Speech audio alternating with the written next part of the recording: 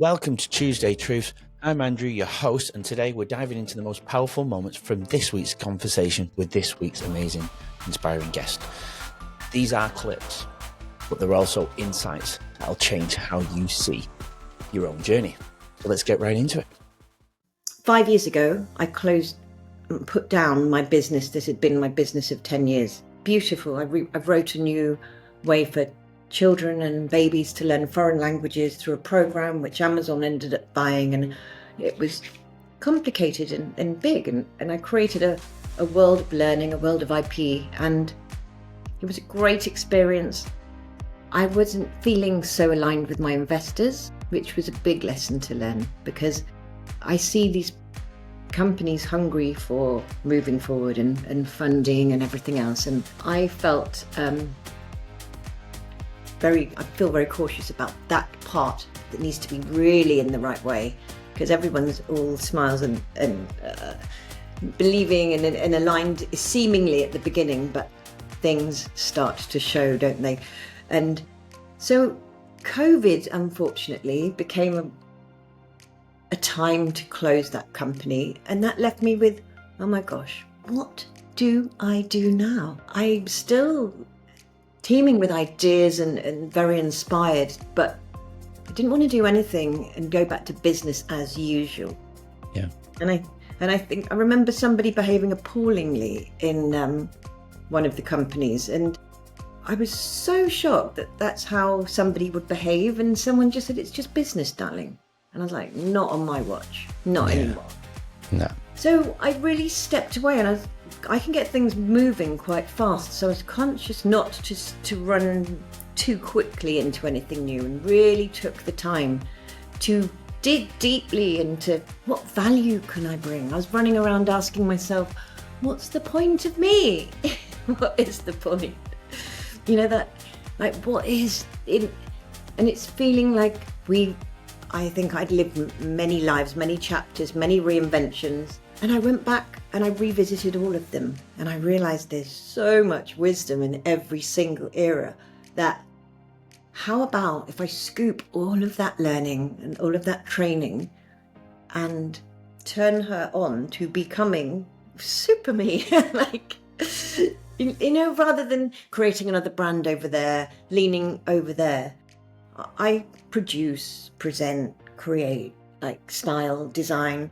How about I just create a super version of myself? That sounded quite radical and quite random and maybe slightly egoic. I was like, rather than, because I said, when I create a company that involves other people to have to step in and run it, and then I become the person dealing with too many things and not necessarily playing in my superpower. Yeah. Focusing on one thing, maybe. All of that and become all of it. So I firstly needed to heal. I needed to calm the fuck down. I needed to be still and quiet, and it was painful. I remember finding myself in tears in the pantry. We've got like an old 100-year-old house, and just feeling so broken and so confused about, but if you take everything away, what is there? How can we do it in a completely different way?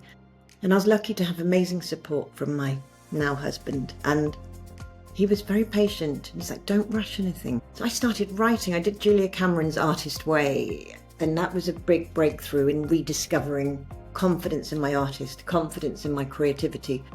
I've always been very artistic, but I never felt confident to be an artist because I was not told I was good at it at school, you know?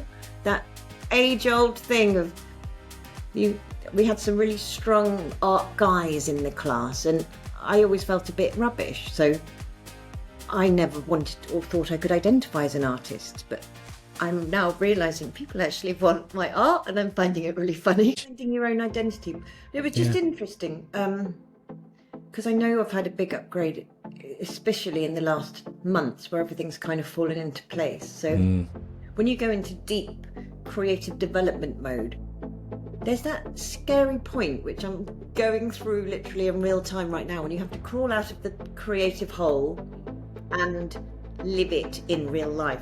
And there's such a transition, especially the depth of where I went. I ended up writing a new philosophy for I want to know about this, living yes. more beautifully, more blissfully in how we lead, how we live, how we love. And it's a spectrum to keep, it was firstly to keep me on track. Now, there's a tool which I have created, which is in very basic handwritten form at the moment. We're working on how it will be digitalized and made as something that other people can hold in their hand. But it's called the Audacious Dial. Now, audacious is my word. I think it's such a beautiful, audacity. I do use that in places, but audacity is hard, and audacity has bad PR. A lot of people think the audacity of him walking in and doing that. I think it's been used not always in the most positive way, but I think audacious feels gracious, and I also want to show up in the world in my feminine, but not trying to be a man to make things happen. I think when women turn their powerful feminine energy up full and they go into their intuition and their creativity, and that's a whole different level of power, and that's the thing I aim to embody, and also encourage the women, because in the sister table, to also follow this way, because we don't burn out so much when we're naturally in our feminine essence. When we're trying to be men and we're trying to keep going and power through, and we can't do that, especially at middle age. You've got the whole big menopause thing going on.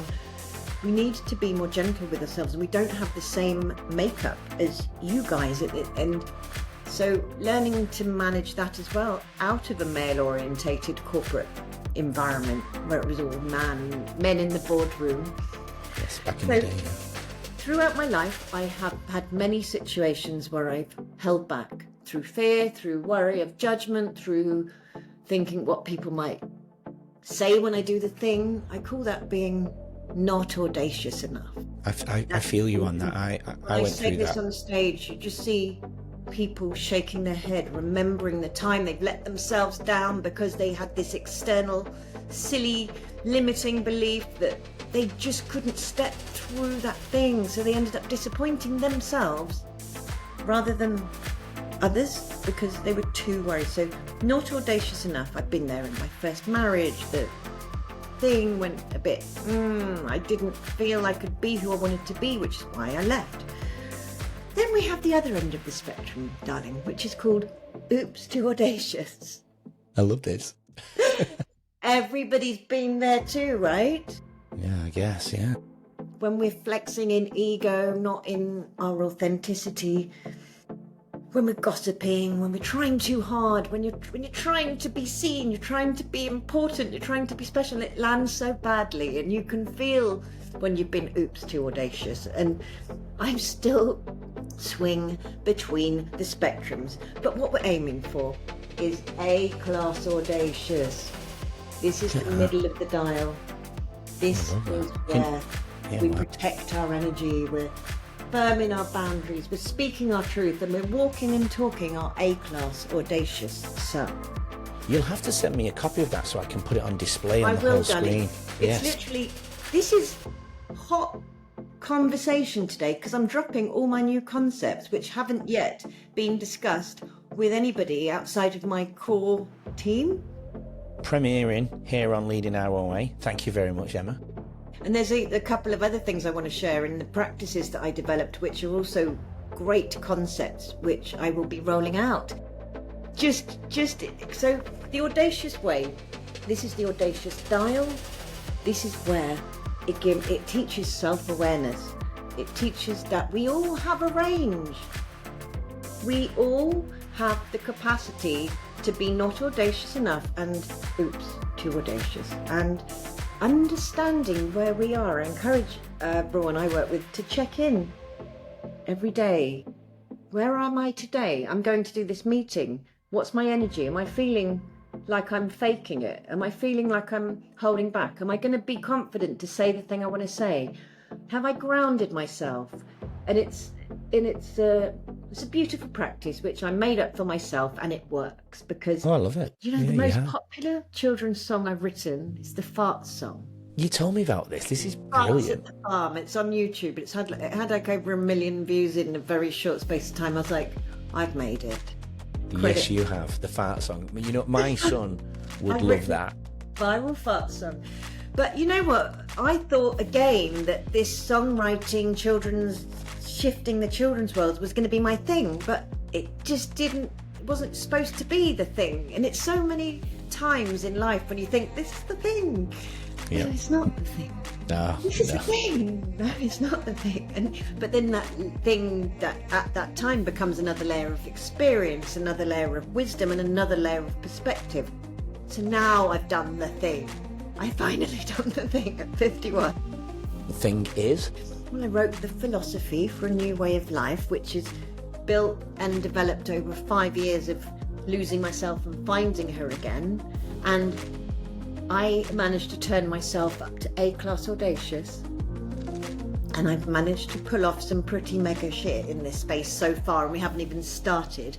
And this is a philosophy I now share on stages around the world. I have management now, so it's like, it's so funny to be, finally I'm not embarrassed to be deaf. Finally, I'm speaking from all of this mental life wisdom that I've pulled into my experience. I still feel like I haven't started yet, but now I'm doing things very intentionally. I've just magically found the most beautiful team who've just come towards me like magnets. So I have a triangle of truth and trust, where amazing women, she's like VA, systems organizer, so I throw her concepts and she just juggles and sorts out and keeps it. And then we've got Val, who is just a super brain, super mind. And what's interesting is why this is all happening in real time and it's all very new, this stuff to be even sharing, is Val asked me to teach her what I had learned myself, because she'd seen the progress over the 2 years that she knew me. She said, can you condense your process and teach me?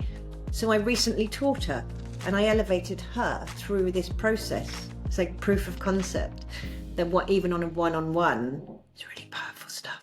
What you just witnessed is only a snippet of our amazing conversation this week. This is what Leading Our Own Way is all about. Real stories, real transformation.